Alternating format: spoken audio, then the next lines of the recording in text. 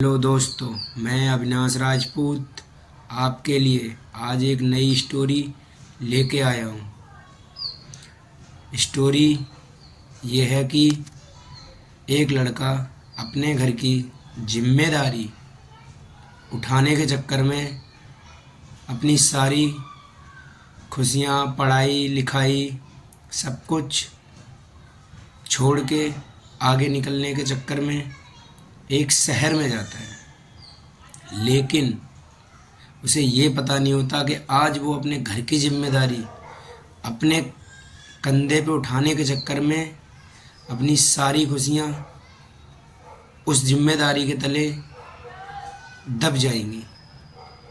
फिर भी वो बिना सोचे समझे एक नादानी उम्र में घर से बाहर निकल जाता है कि घर का थोड़ा बोझ कम होगा और उसकी भी लाइफ थोड़ी सही हो जाएगी, घर वालों को भी थोड़ा स्थिति सुधारने का मौका मिलेगा।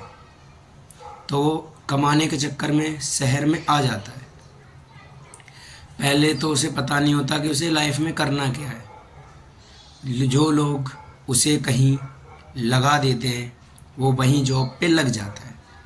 सैलरी कितनी है, कितने घंटे काम करना है, उसे कुछ भी पता नहीं होता।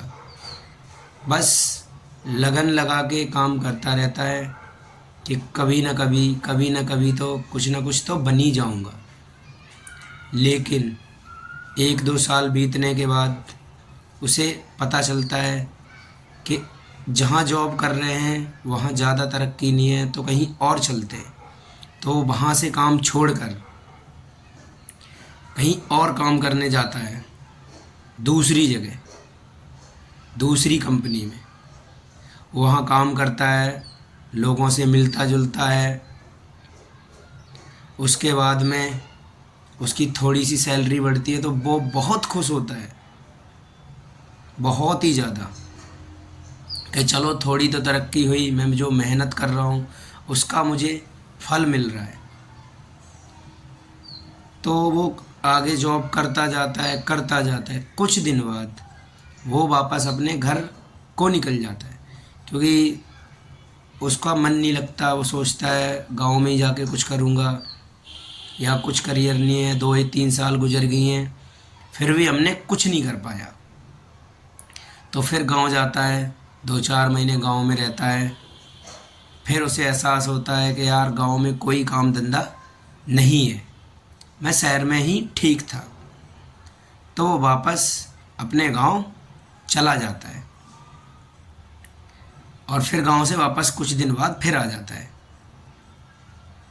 उसके बाद वो फिर किसी कंपनी में जॉब करता है। जॉब करते करते उसे 1-2 साल गुजर जाते हैं। उसके बाद थोड़ी सी सैलरी फिर उसकी बढ़ जाती है। तो फिर वो और खुश होता है कि चलो अब मैं घर की जिम्मेदारी उठाने लायक हो गया हूँ।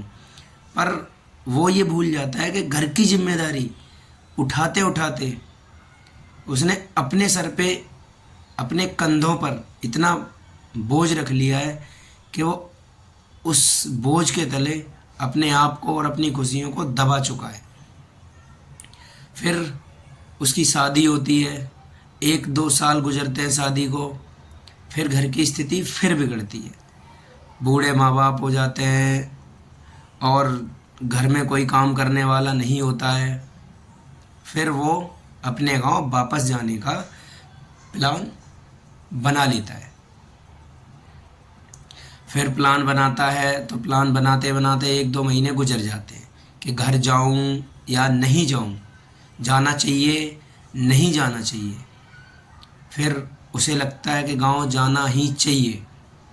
तो वो फिर गांव जाने का डिसीज़न ले लेता है कि अब मैं गांव में ही अपना कुछ ना कुछ करूँगा, छोटा धंधा बड़ा धंधा, पर करूँगा गांव में ही। इसलिए वो अपने गांव जाने का डिसीज़न ले लेता है।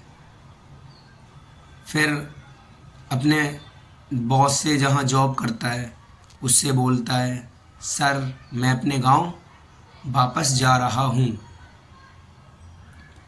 तो गांव जाएगा, जा कर के थोड़ा बहुत काम डालता है तो उसे गांव में थोड़ी बहुत तरक्की मिल जाती है। तरक्की मिलने के बाद उसे एहसास होता है कि जो मैंने बस नादानी उम्र में जिम्मेदारी उठाने का जिम्मा लिया था वो सही नहीं था। ना मैं परिवार को अच्छे से कुछ सुख शांति दे पाया हूँ, ना अपने आप को दे पाया हूँ।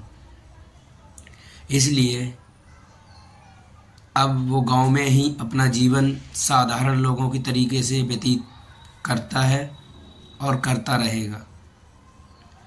आगे देखते हैं उसके साथ क्या होता है।